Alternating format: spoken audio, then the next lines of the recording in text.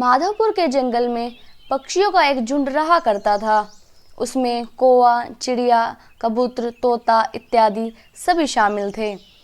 उन सभी पक्षियों में बहुत प्रेम था। सभी मिलजुल कर रहा करते थे। टूनी चिड़िया उन सब में सबसे ज़्यादा समझदार व चतुर थी।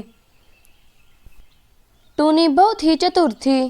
टूनी पक्षियों के दिल की नेता भी थी और सबको मिलजुल कर रहने की सलाह भी देती थी। उसी जंगल में एक बाज भी था। वह बाज बहुत ही जालिम था। वह पक्षियों के अंडे चुरा कर खा जाता था और छोटे छोटे मासूम पक्षियों के बच्चों को भी नहीं छोड़ता था।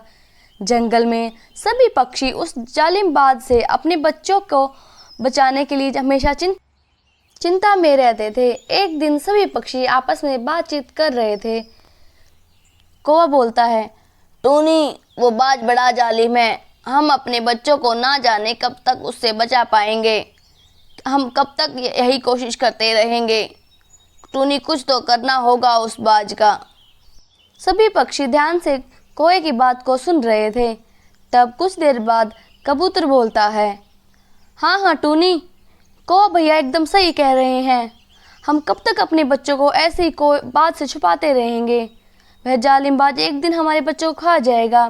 तब टूनी बोलती है, हाँ हाँ, हमें उस बाज का कुछ करना ही होगा, नहीं तो वह हमारे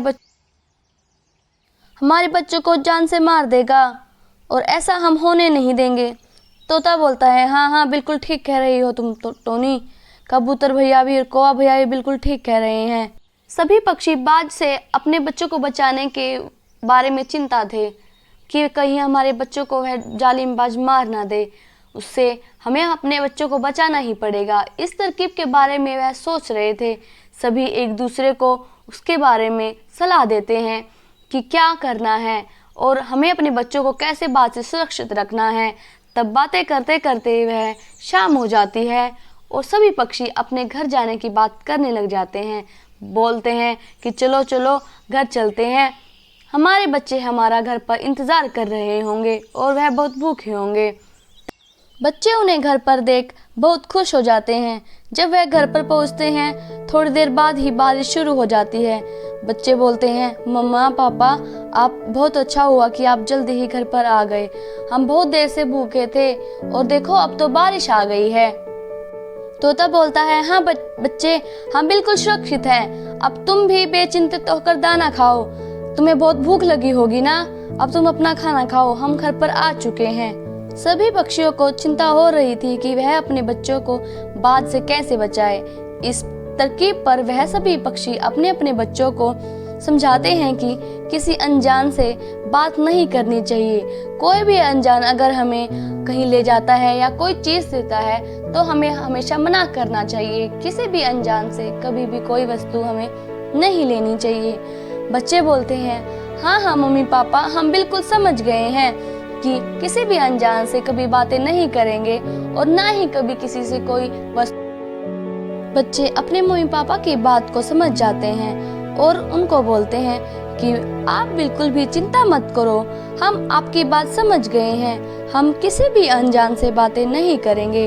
आप हमारी चिंता मत करो मम्मी, हम बिल्कुल ठीक हैं और हमेशा एक दूसरे का ध्यान रखेंगे। टूनी चिड़िया उनको एक और तरकीब बताती है कि वह किसी अनजान के जाल में फंस जाते हैं तो उन्हें कैसे बचना चाहिए।